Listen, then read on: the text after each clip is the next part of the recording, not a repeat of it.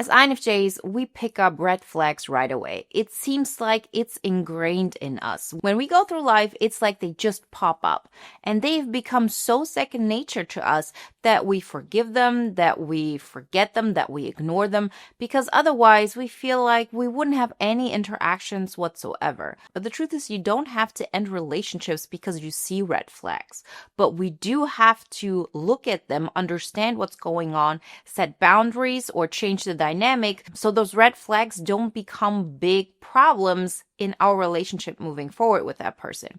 So relationships that are new to you or relationships that are already existing in your world, by not ignoring those red flags that you see right away, but actually taking action on them, changing the dynamic, you're giving the relationship the best chance it actually has. So today we're talking about 5 signs that we INFJs pick up right away, but we forgive way too often, and how to change that entire dynamic. Before we get started, I want to remind you I have a rather new poster for you, INFJ Mastery.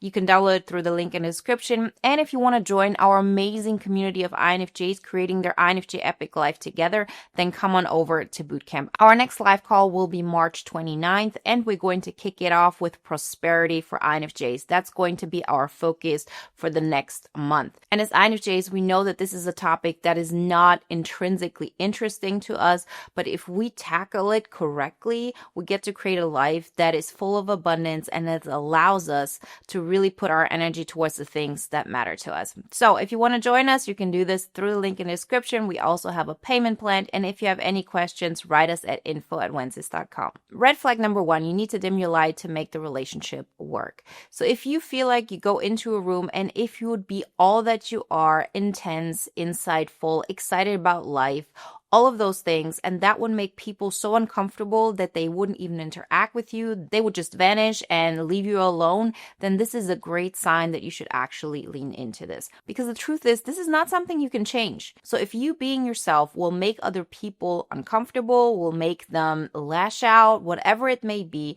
if you feel like you have to dim your light in order for a dynamic to even exist, then trust me, you're doing yourself a favor by not dimming your light at all, because you can't keep it up. It's just not possible. At some moment, it will come out. And that's when the other person lashes out. That's when they get angry. They think you betrayed them even because you pretended to be somebody that you're not, when all along you just had good intentions. And the thing I always tell my clients is, just because people react a little bit shy towards you when they first meet you, that doesn't mean that this is how it's going to stay. We've all experienced this when people have become even aggressive towards us or condescending. But there's also the chance where mutual respect can happen out of this dynamic. But the only way it can happen, and this is true for existing relationships just as well as, if you meet somebody new, is you have to stand on business. You have to say, this is me, this is who I am, this is what I can create on my own. And I like the energy that I create. I like the space that I create. And, this might be uncomfortable for you at first, but you might get used to it. And you'll see how a lot of people will actually get used to it and they will like it and they will come back.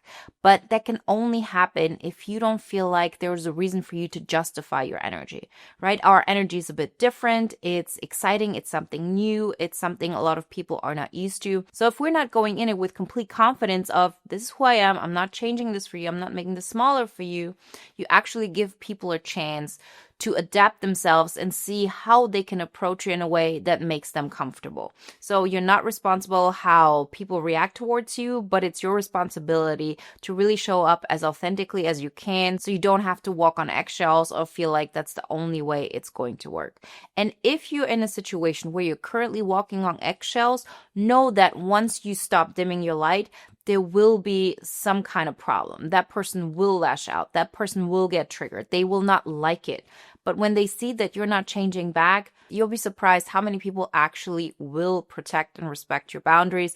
And it is a necessary component. A lot of people will go their separate ways, and that's just a price we have to pay for being ourselves. Dimming your light is not an option. It's a red flag we have to see right away and we have to act on right away. Red flag number 2, they guilt you when you need space. So this is something that happens on a subconscious level, and I know most of us have experienced this, if not every single one of us. If you have have an interaction with a person and it's lively and it's happy and you see there's a connection, there's liveliness, there was positive energy exchanged, and afterwards you take your energy back, you need space. You're really processing what has just happened for yourself. You'll see how a lot of people will have some kind of weird reaction. They will not understand what's going on. They will back off. They will guilt trip you, will make you feel like you're a bad person, that you are fake, and whatever else might come up. I've experienced this so many times starting childhood. And when you experience something so often, of course you feel it's your fault. Of course you feel like, oh, I'm just not connected enough. I'm not open enough. I'm not being kind enough. You get the reaction that you pulling back, you setting a boundary, you needing space is a form of betrayal. And we've all seen that. We've all experienced that. And this is one of the biggest red flags we have to lean into. Because I can tell you probably 80% of all interactions with people that have caused me the biggest pain, the biggest problems in my life, that have taken my energy away or have like pushed me away from where I need to be, is because of this guilt tripping. Because it feels like me being myself in itself is inherently hurting another person, making them mad, is just not acceptable. And in situations like this, you feel like, I don't have another choice. This is who I am. This is what I need.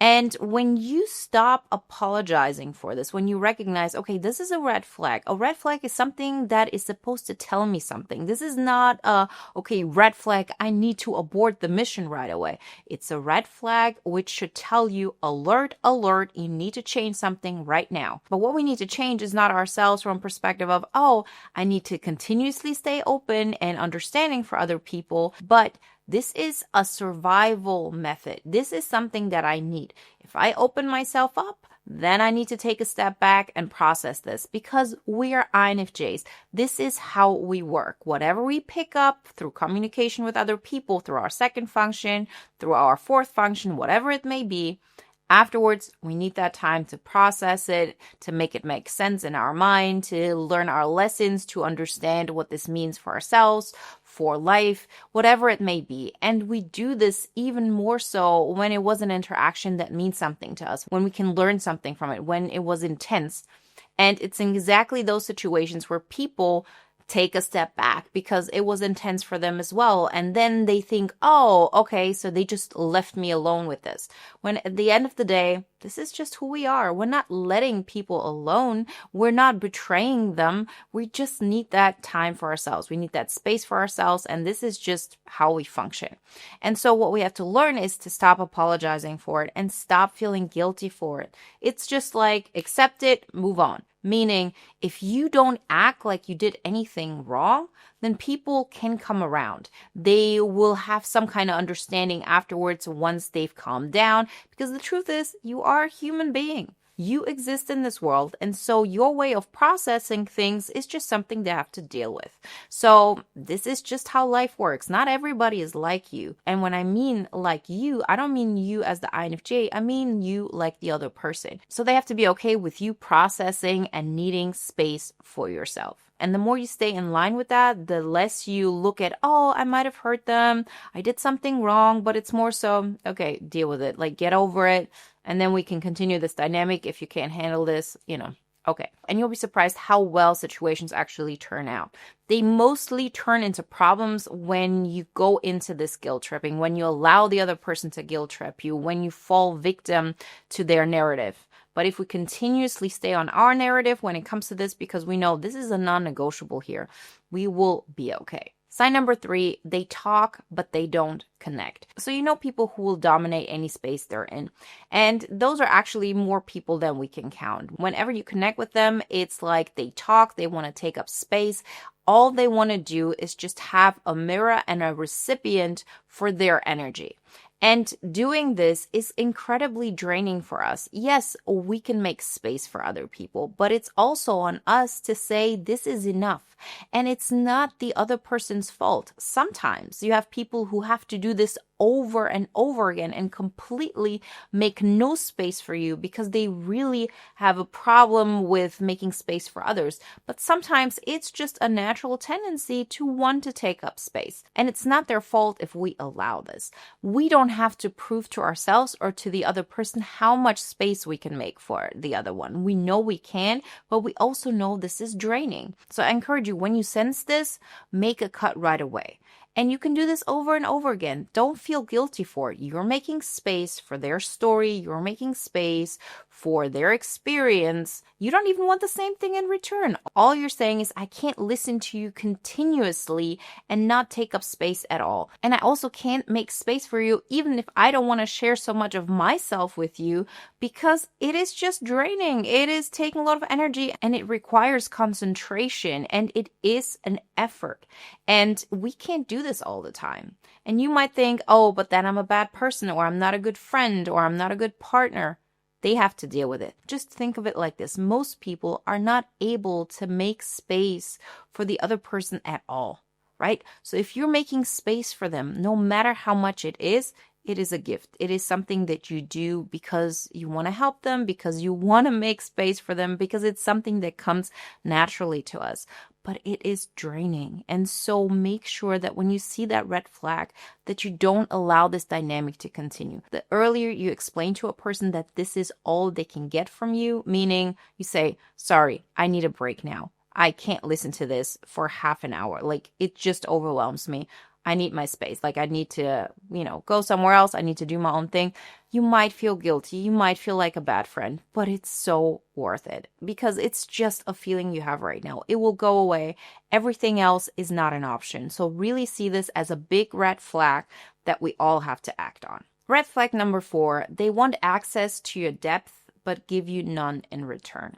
So this is not the same thing as red flag number 3, because in red flag number 3, it's all about the person not even being aware that they're taking up all the space. But when it comes to depth, it's something that we willingly share with others. But once we express our vulnerabilities, our aggression maybe our selfishness in any kind of situation, our emotions, our intensity, there is no recipient for that. This is not a relationship. This is emotional extraction. People should not like you for the fact of what you're doing for them. We know that we're not living in an ideal world. And of course, there's a give and take. And we can't be in relationships where it's just doing things because we want to get something back in return. But we have to understand that if you offer a person depth and understanding and they give you none in return, then this is not a relationship we can maintain. Not at this level. It's just not possible. This is not just about another person taking up space. This is all about us going inward and making space for another person to feel seen on that level. And when you do this, it is still something that has to be cherished. It is something that is very unique. It's something that's very powerful. And if you're not getting any kind of depth back, like we're not even expecting it to be at the same level, but there is no understanding, then this is a red flag that you have to cut this depth away once and for all. Like, that person actually has to try to reach you at an emotional deep level before you allow yourself to go deep with them again. This is something we have to be really strict about, because yes, we can go really deep with people. Yes, we can make space for them and see them on this level, but it can also cause us incredible trauma. This is something we have to take seriously. This is not something that we do casually. So we have to be aware that yes, we might connect with another person on a deep level, but if they're not able to actually reach into their own depth because they cannot handle it yet, then they will continuously lash out at you. They will not be able to see you at your depth at all. And you feel like you're the only one in this relationship who sees the other person completely, fully, with all their pain and all their vulnerabilities and with all their beautiful parts, and they don't see you at all. And there's nothing more heartbreaking than that. So know that this is a red flag we have to take extremely, extremely seriously, and know that we're not going to budge on this. This is not something we should take on lightly. And red flag number 5, they can't handle it when you speak your truth. So I have friends that I love dearly that I've had with me for most of my life. And I'm not sharing with them my truth all the time about everything. But they have heard my truth. They know in situations where I've told them that I don't like stuff. They've seen me go for the things that matter to me. They have been able to make that space and to allow me to express myself when I need to. These are the kinds of people you need in your life. If you know that you expressing your truth by default will aggravate another person, that is a clear sign that you need to stay away. That person needs to handle their stuff before they can get into your space. And it's on us to stop this interaction because they just won't leave. You can't expect people to just back off because they can't handle your truth. They will want to stay close to you, but they will have a problem once you express your truth. And this is not the same way as you dimming your light. You dimming your light is all about making yourself weaker than you actually are. Speaking your truth is all about being very deliberate about how you see the world, what is important to you, what matters to you. And when you express this and the other person senses that that's not the way they would want to handle it, a lot of people will want to quiet you down because subconsciously it's easier for other people to just project onto us whatever they want us to be. And so often this is rather easy to do because we don't like to express ourselves to everybody or all the time or speak our truth because we have been conditioned and we have conditioned ourselves that this is the safer way to go. So know that speaking your truth has to be something that the people around you have to accept. It doesn't mean they have to like it. It doesn't mean they have to be around it all the time. But if you feel like if you would express this part of you, they would just remove themselves, then it's one more sign that you need to express yourself. You'll be surprised, again, how many people will actually, first off maybe get irritated, but then just accept you with this part of yourself. And every single time you're able to voice your truth, you create more of a chance for belonging. Because if you are in a connection with another person that's only based on them knowing just certain parts of you, and there's a core element of yourself that you keep hidden from them, that you've never shown them, or that you've shown them once and then you try to pretend like it never happened, you will always feel like something is missing. You will always feel like you're just fitting in and you're pretending and you're not doing anybody any favors. So know that this is a red flag we need to act on. A red flag is not about what another person needs to change. A red flag is something we have to see and then take action on it. We have to set the boundary. We have to express ourselves. We have to, go our way and make sure that we're not making compromises that are not in our interest. All of those steps are incredibly important for us to live a psychologically healthy life, to create that INFJ epic life on our terms, and to really experience life abundantly. Remember, if you want to join our amazing community of INFJs who create their INFJ epic lives together, then now is the best time. We're going to talk about prosperity for INFJs in our next live call, March 29th. So join us until then. We also have a payment plan. Everything else you would like to know, you can get through the links in the description. And if you want to watch another video now that is in alignment with today's topic, then check out the video you see on the screen right now. I'll see you in the next one. Bye, guys.